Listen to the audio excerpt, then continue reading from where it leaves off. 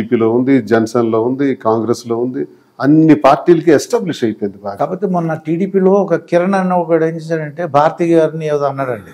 అతను అరెస్ట్ చేశారమండి. చంద్రబాబు నాయుడు గారు చెప్పారండి ఆ పార్టీ వాళ్ళు అరెస్ట్ చేసేమని. అతను పార్టీ కార్యకర్తే అంటే ఒక శైలి లేదండి. మిగతా వాళ్ళకి కూడా అమ్మో ఎలా పడితే మాట్లాడకూడదు, మీరు అన్నట్టు చూసారా ఆడవాళ్ళ గురించి మాట్లాడకూడదని, అది మాత్రం వెళ్ళింది సార్, బాగా వెళ్ళింది. ఆడవాళ్ళ గురించి మాట్లాడితే నెగిటివ్ వస్తుంది సార్. ఇప్పుడు కిరణ్ అయినా మా గురించి కూడా మాట్లాడాడు, మీ గురించి అందరి గురించి మాట్లాడాడు, అందరు జర్నలిస్టుల గురించి కూడా చాలా ఎక్కువగా మాట్లాడాడు. పెద్ద పెద్ద వాళ్ళ గురించి ఇప్పుడు ప్రొఫెసర్ నాగేశ్వర గారి గురించి కూడా మాట్లాడాడు, ఎవరెవరి గురించో మాట్లాడేసినాడు, తెలుగుపల్లి రవి గారి గురించి మాట్లాడాడు. ఇవన్నీ తప్పు, చాలా ఎక్కువ చేసి మాట్లాడాడు. ఆయనకి అది ఎక్కువ అవటం వల్లే మరి అరెస్టులు కూడా పట్టడం జరిగింది. సరే, విమెన్ గురించి మాట్లాడడం కరెక్ట్ కాదు. ఇక వీళ్ళిద్దరు ఇప్పుడు సిబిఎన్ అంటే చంద్రబాబు నాయుడు గారు, పవన్ కళ్యాణ్ గారు వాళ్ళ జర్నీ కంటిన్యూ అంటే మీ జోసింగ్ కానీ మీ ఆలోచన కానీ వాళ్ళిద్దరు కంటిన్యూ అవుతారంటారా, లేకపోతే విభేదాలు రావడానికి అవకాశం ఉందంటారా? ఉన్న పరిస్థితులను బట్టి చూస్తే విభేదాలు వచ్చే అవకాశాలు ఉన్నాయి. బీజేపీ పవన్ కళ్యాణ్ నెక్స్ట్ ఎన్నికల్లో వెళ్ళే అవకాశాలు ఎక్కువ కనబడుతున్నాయి. మళ్ళీ టీడీపీ ఒంటరి పోరో లేవు ఇంకెవరిని కమ్యూనిస్టులను కలుపుకోవడం జరుగుతుంది, కానీ వీళ్ళు కలిసి వెళ్తారన్న సూచన నాకు ఎక్కడ కనపట్లా. భారతదేశంలో ఇప్పుడు ఎలా ఉందంటే మోదీ గారు ప్రాముఖ్యత చాలా ఎక్కువగా ఉంది. మోదీ గారి నిర్ణయాలు కూడా చాలా బ్రహ్మాండంగా ఉన్నాయి. మనం ఇప్పుడు ఏ భారతీయుడికి అడిగినా, ఏ పార్టీ వాడికి అడిగినా, నేను చూస్తున్నది జనంలో ఏ పార్టీకి చెందిన మోదీ గురించి విమర్శించే శాతం తక్కువ ఉన్నారు, లేరు. ఆయన మంచి చేస్తున్నాడు కదా. కాశ్మీర్ 370 ఆర్టికల్ అయితేనేమి, రామాలయ నిర్మాణం 400 years హిస్టరీ, అక్కడ రామాలయాన్ని పూర్తి చేయటం అయితేనేమి, హిస్టారికల్గా ఆయన చేసినటువంటి డెసిషన్స్ ఒక అంటే గుర్తింపు బాగా ప్రజల్లోకి వెళ్ళింది. నాకు తెలిసిన ప్రధానమంత్రుల్లో ఇలాంటి పవర్ఫుల్ ప్రైమ్ మినిస్టర్ ఇందిరాగాంధీని చూశాను, మళ్ళీ మోదీ గారిని చూస్తున్నాను. అంటే రూలింగ్లో డెసిషన్ మేకింగ్లో ఇంకా చాలామంది ఉన్నారు, వాళ్ళు పండిట్ జవహర్లాల్ చాలా మంది ఉన్నారు, కానీ డెసిషన్ మేకింగ్ లో వీళ్ళిద్దరు పవర్ఫుల్ ప్రైమ్ మినిస్టర్స్. ఇప్పుడు అమరావతి కూడా మరి ఒక 40-50 వేలు కోట్లు విలువైన అమరావతి వర్కులు స్టార్ట్ చేశారండి నిన్న. మోదీ గారు రావడం సంతోషం, చాలా సంతోషం. వారి సహకారం కూడా అందిస్తామని చెప్పడం కూడా నేను అదే మోదీ గారు కూడా బీజేపీ వాళ్ళకి కూడా నేను కోరుకునేది అంటే ఈ వాగ్దానాలు ఏవైతే ఇచ్చారో సూపర్ 6 అని ఇద్దరు పవన్ కళ్యాణ్ తెలుగుదేశం కల్పించినటువంటి వాగ్దానాల మీద పర్యవేక్షణ చేయమని నేను కోరుతున్నాను. వాళ్ళు ఏవి అమలు చేయట్లేదు, రాష్ట్ర ప్రజలకు ఇచ్చినటువంటి వాటిపైన దృష్టి సారించలేదు.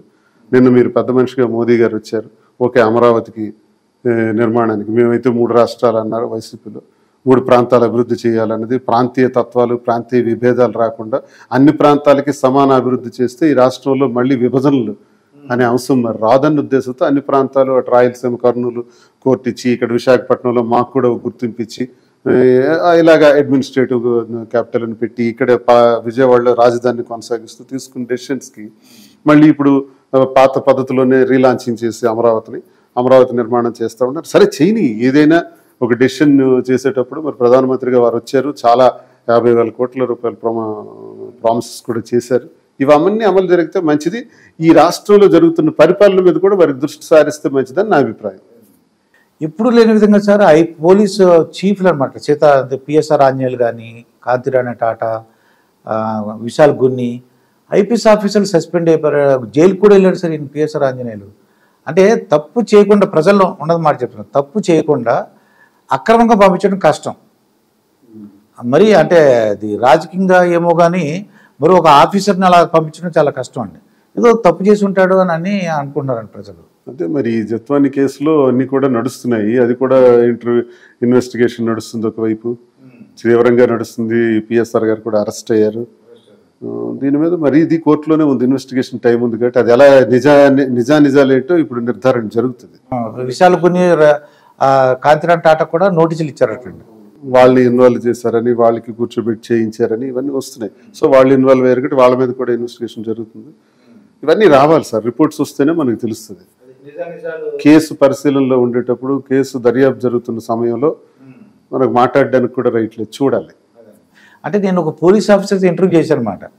అంటే దాన్ని ఏమంటారంటే ఒక కేసు కట్టకముందే వీళ్ళేమో ముందే ముంబై వెళ్ళిపోయారు, టికెట్ రైల్వే ఫ్లైట్ టికెట్లు అది నేను విన్నాను.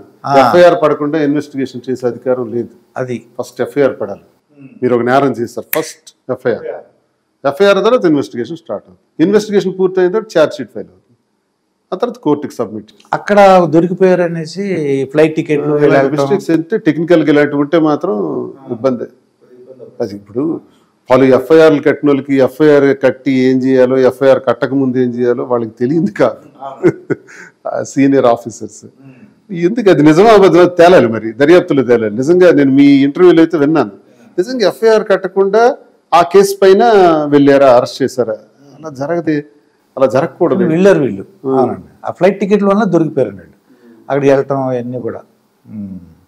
అంటే కొన్నిసార్లు ఏం చేస్తారంటే, ఇప్పుడు అక్కడ మర్డర్ జరుగుతుంది, అప్పుడు ఇంక ఎఫ్ఐఆర్ పడదు. ఈ మర్డర్ ఆయన చేశాడు అని తెలుస్తుంది, ఆయన పట్టుకొని వస్తారు స్టేషన్కి, తెచ్చి అప్పుడు ఎఫ్ఐఆర్ వేస్తారు. అలాగైతే ఎఫ్ఐఆర్ అయ్యకుండా మరి ఆయన తీసుకొచ్చే అధికారం కూడా లేదు కదా. దొంగతనం జరిగిన తర్వాత నేరస్తుడు ఇంక ఎఫ్ఐఆర్ పడకుండానే వీడు చేసుంటాడని ముందు స్టేషన్కి తీసుకొచ్చిన తర్వాత కూడా కొన్ని సందర్భాల్లో వేస్తారు, ఎస్ ఇది ప్రూవ్ అయింది, ఇప్పుడు ఎఫ్ఐఆర్. కొన్ని జరుగుతాయి సార్, ఇవన్నీ డీటెయిల్స్ మనకి తెలియదు. అదే ఆ డీటెయిల్స్ అంటే వాళ్ళకి స్పెషల్ ఇన్వెస్టిగేషన్ టీం వాళ్ళకి తెలుస్తుంది అది. ఇంకా రఘురామకృష్ణరాజు గారితో నా పరిచయం ఉందా సార్? ఆయన స్పీచ్లు ఏదో ఒకటి మాట్లాడుతుంటాడు. ఎప్పుడైనా చూసారా? పరిచయం ఉందా ఎప్పుడన్నా? చాలా చూసాను. ఆయన వీడియోలు చూసారండి? చూసాను చాలా. ఆయన చెప్పేది న్యాయం అనిపిస్తుందా లేకపోతే ఎలా అనిపిస్తుంది? ఆయన నాలాగా ఆయన ఒక రకమైన పొలిటీషియన్, గట్టిగా మాట్లాడతారు, అవుట్ స్పోకెన్. ఆయన ఒక్కొక్కరు ఒక్కొక్క రకం ఉంటారు. అదే అంటే ఏదో చెప్పేస్తారండి, ఆయన తత్వం అది ఆయనది. ఏం జరిగినా మాట్లాడడం, ఒక వీడియో పెట్టి మాట్లాడుతుంటారు. అనుకున్నాను ఈయన కూడా. ఇప్పుడు కొంతమందికి పురుగు కదిలిందంటే లాగలేరు, నాయన నేను ఆట అయిపోయి. అందుకే నేను నా బలం అదే, నా బలహీనత అదే. అదే ప్రాబ్లం. బలం బలహీనత, గట్టిగా మాట్లాడడం బలం, ఒక రకంగా అదే బలహీనత అయిపోద్ది, నష్టాల్లోకి వెళ్ళిపోతుంటాం. ఆయన అలాగే మాట్లాడాడు, ఇబ్బందులు పడ్డాడు, మళ్ళీ పడ్డాడు, లేచాడు, ఇవన్నీ జరుగుతుంటాయి సార్. ఒక్కొక్కళ్ళ స్టైల్ ఒక్కొక్కటి. ప్రపంచ యాత్రికుడిని ఒక ఉన్నాడండి. ఆ ప్రపంచ యాత్రికుడు అందరితో అన్ని ప్రపంచాలు తిరుగుతూ వాళ్ళతో ఇంటర్వ్యూ చేస్తుంటారు అనమాట అండి. మొత్తం ప్లేస్లను చూపిస్తుంటాడు. ప్రపంచ యాత్రికుడు, నా అన్వేషణ అండి. అతను సజ్జనార్ గారు అంటే ఆయనతో ఒక ఇంటర్వ్యూలో మాట్లాడుతూ బెట్టింగ్ యాప్ గురించి మాట్లాడాడండి. బెట్టింగ్ యాప్ల వలన అతను మధ్యలో ఆయన అడిగారు మాట, ఏమైనా ఎంత ప్రపంచం సర్వీస్ చేస్తున్నావు బాగానే ఉంది, మరి నువ్వు పెళ్లి చేసుకోవా అని అడిగాడండి.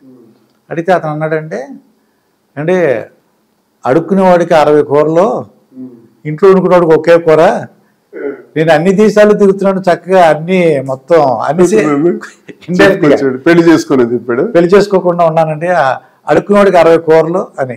ఎప్పుడు ఏ అమ్మాయి కావాలంటే అమ్మాయి దొరికేస్తున్న టైప్లో మాట్లాడాడు. ఆ విషయం నాకు మిమ్మల్ని ఎందుకు చేశానంటే, మీకు ఎన్నో అవకాశాలు ఉంటాయండి, అయినా సరే మాధురి గారిని అంటే ఆవిడ దృష్టిలో మీరు ఒక రాముడు. నాకు తెలిసినంత వరకు ఒక ఆడ మనిషి ఒక నమ్ముకుందంటే ఇంకా ప్రాణం పెట్టేస్తుందండి ఆవిడ. నమ్మాలి. ఆమె అయితే పూర్తిగా నేనంటే ప్రాణం, ఇంకంతే. ఒక నిమిషం కూడా నేను పక్కకి వెళ్తానంటే కూడా నేను డిప్రెషన్లోకి వెళ్ళిపోతాను, అంత దైవ సంకల్పితం అంటారు, అంతే కదా సార్. ఇప్పుడు వివాహ వ్యవస్థలో ఇవన్నీ వివాహం చేసుకోను అన్నది రాంగ్, చేసుకోవాలి. వివాహ వ్యవస్థ లేకపోతే ఇది ఎలా ఉంటుంది, సృష్టి ఎలా ఉంటుంది? వివాహ వ్యవస్థ అన్నది ఒక సాంప్రదాయానికి నిదర్శనం. కొంతమంది అభిప్రాయం అనుకుంటుంది. ఇప్పుడు ఆయన చెప్పి నా అన్వేషణ అతనికి అడుక్కున్నోడికి 60 కూరలాగా ఏ దేశం వెళ్తే ఆ దేశం అమ్మాయితో ఉంటాడు మాట అతను, ఆ ఉద్దేశం. కానీ మీకు అన్ని అవకాశం వస్తాయండి మీకు, ఎందుకంటే మీరు ఆ పొజిషన్ ఉన్నా సరే మాధురి గారితోనే మీరు నిజంగానే. మాధురి నాకు 60 కూరలు వండి పెడుతుంటది, ఏముంది, ఇష్టం అన్ని చేస్తారు. అవునండి, అది ఆ ఇష్టాలు బట్టి ఉంటుంది. ఆ కూరలో కూడా నేను ఆవిడ ఏదో కొన్ని అంటే వంటలు చేయడం చూశానండి.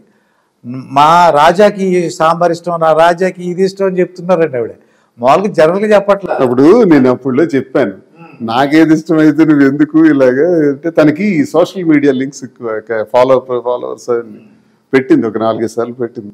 చూశానండి, అది చాలా ఎక్కువ. ఇలాగ ఒక వీడియో వచ్చితే వెంటనే అందరూ చేస్తారు జనాలు.